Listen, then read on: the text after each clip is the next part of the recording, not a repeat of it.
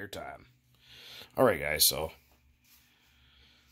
last video, you guys seen this thing idling, running for the first time. This is the 3.3, the dynamite cylinder head, and Lossy 3.4 carburetor and THS exhaust.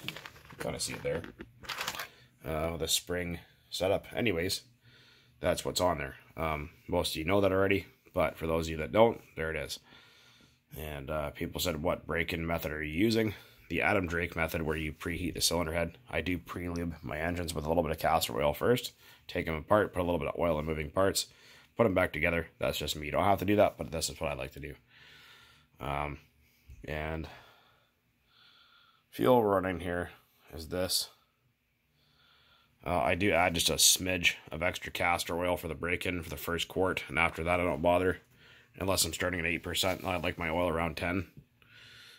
You don't have to, but these two oils will do that for you. If you blend them with RC fuel, and they're meant for that. But yeah, we do the Adam Drake method, 4 tanks, and then kind of take it easy for a quart. It's the same method, basically, just a little bit different how I do it. I just kind of take it easy for maybe a quart, a full quart, before I really start going like half throttle, quarter throttle, 3/4 throttle, all that kind of shit. So, yeah, I like to kind of take it easy before I completely give it the onions. Yeah, so anyways, Adam Drake method, and then a lot of people say, well, how do you shut them down? Well, I just pinch the fuel line. People freak out, oh, you can't do that, you're going to fucking bake the engine. Well, here's the thing is, control line engines, which run at 20,000 RPM wide open all the time, that's how they stop. They run wide open until they run out of fuel. There's lots of lubrication there. A lot of people don't realize that at 10% oil, that's 12.8 ounces per gallon. We're at 50-to-1 two-stroke gas. That's only, 100 milliliters or 2% oil per gallon. So there's tons of oil. Don't worry about doing that. You're not going to hurt nothing. Been doing it for years. Anyways, just thought I'd point that out. Because people go, you can't do that. No, you ran without an air cleaner. Well, I was in a dust-free fucking environment, so shove it. Anyhow. So, that, a little bit of that. Preheated Adam Drake method on a 3.3. Do not follow anything Traxxas says, because Traxxas is full of shit. Their fuel is garbage. You know, like I said, well, their engines could be better. There's a lot of things that could be better, but the 3.4 carburetor really does help. I sliced my thumb open really bad, by the way.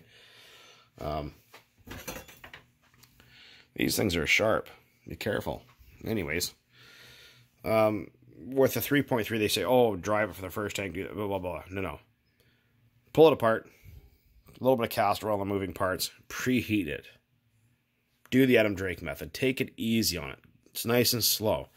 And a nice slow break-in process will yield an engine that tunes better, lasts longer, performs better.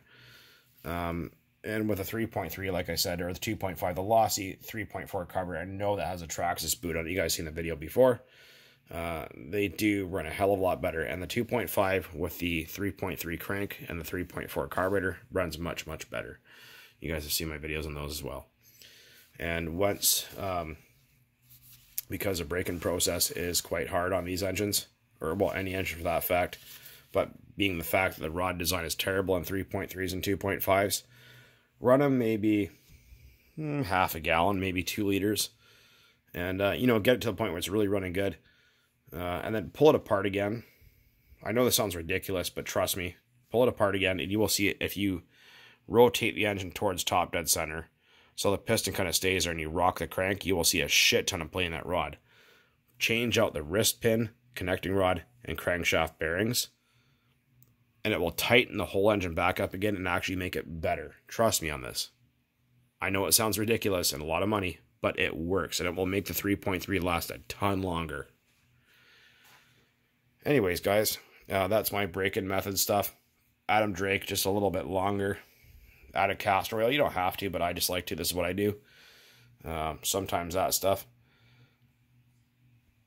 And I will say that the glow plug I ended up using, because I had nothing else, was the OS A3, which is an airplane plug. Airplane 3 or number 6 OS. which is actually too short for this engine, which actually did reduce the compression to make it run a little bit easier during the break-in process, which I still have 3 tanks left. But the plug you should be running with your 2010 blend should be the OS LC3, which is the correct length for that engine. Or if you're going to be switching to 30, the OS LC4 for the timing difference between the plugs. Other than that, that's all you should pretty much know about it. And hopefully that helps some of you guys out. And as always, guys, cheers, and thanks for watching. Keep on burning nitro out there.